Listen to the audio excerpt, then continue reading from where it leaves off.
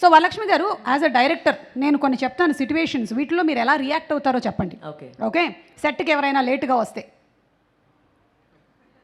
నిజం చెప్పాలి. ఓకే, ప్రియమణి గారి మీద ఒట్టేసి చెప్పండి. యాక్చువల్గా వచ్చేసి ఈ సినిమాలో అయితే ఎవరు లేట్గా రాలేదు. నిజం. నిజం. కిషోర్ గారు, శ్రీకాంత్ గారు, నోబడి లేట్గా రాలేదు. అంటే all of us were on time, including the set everybody. We started a shot every day. రోజుకి ఒక 8:30 to 9 లోపలికి ఫస్ట్ షాట్ జరుగుతుంది. 5:20కి ప్యాకప్. బా సూపర్, అసలు బెస్ట్ పార్ట్ కదా. ప్రియమణి గారు అయితే అనుకుంటున్నారు ఈవిడ ఇంకా చాలా సినిమాలు డైరెక్ట్ చేయాలి అని, టైం టు టైం అయిపోతుంది మనకి అని. టేకుల మీద టేకులు ఎవరైనా తీసుకుంటే చూసారా ట్రైలర్ని? మైక్ పోయింది. హలో హలో హలో ట్రైలర్ చూశాను. దాంట్లో ఎవరైనా సెకండ్ టేక్ చేసినట్టు ఉండారా అక్కడ? లేదు, ఊరికే అడిగాను just.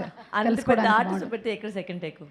Okay, second take. In fact ఎంత బాగుందంటే, బికాజ్ నా డిఓపి గురించి కూడా చెప్పాలి. నేను ఫస్ట్ మేము మాట్లాడేసరికి మేము చెప్పాము, సార్ నాకు ఈ ఫోకస్ పుల్లర్ పోయింది, ఇవన్నీ నాకు ఇది వద్దని.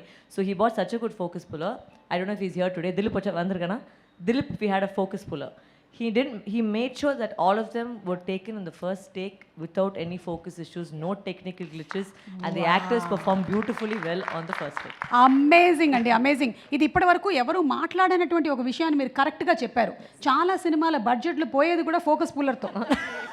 ఎస్, 100% నేను ఒప్పుకుంటాను. ఎందుకంటే వీళ్ళు చాలా బాగా ట్రైన్ అప్ అయ్యి డైలాగ్ చెప్పినా, కెమెరామెన్ కరెక్ట్గా చేస్తున్నా, డైరెక్షన్ డిపార్ట్మెంట్ అంతా ఉన్నా, 1 more సార్ ఫోకస్ పోయింది అంటే అది 1, 2, 3, 4, 10, 12 కూడా అయ్యేటువంటి ఛాన్సెస్ ఉన్నాయి. ఎస్, నేర్చుకుంటారు. ఇక్కడికి వచ్చి నేర్చుకుంటున్నారు. నేర్చుకునే ప్లేస్ కాదు ఇది అని కమల్ హాసన్ గారు చెప్పినట్టు. Okay, so yes, you took the very right decision. So అలా టేకుల మీద టేకులు కూడా జరగలేదు. Even focus puller was on point.